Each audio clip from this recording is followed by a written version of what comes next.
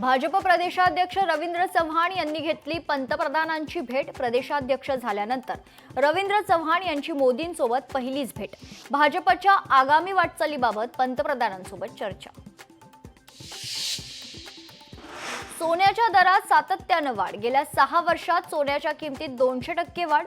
32,000 रुपये तर सोन्याचा भाव 98,000 रुपयांवर पोहोचलाय।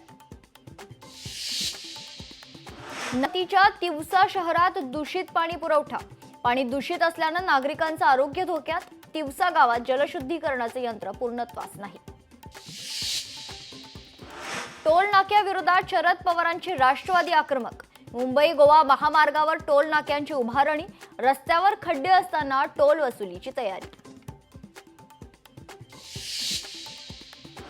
पुण्यातील गुडलक कॅफे 2 आठवड्यानंतर पुन्हा सुरू। 14 जुलैला एफडीएनं कारवाई करत कॅफे तात्पुरतं बंद केलं होतं।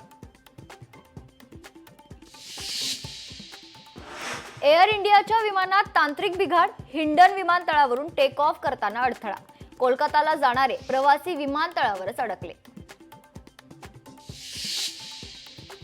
शनी शिंगणापूरचे माजी विश्वस्त नितीन शेट्टींची गळफास घेऊन आत्महत्या।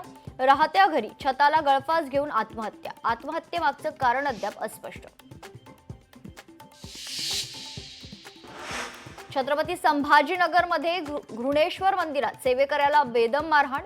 दर्शनासाठी आलेल्या भाविकांनी केली बेदम मारहाण। लोकशाही मराठी ऐका, पहा, जागरूक रहा।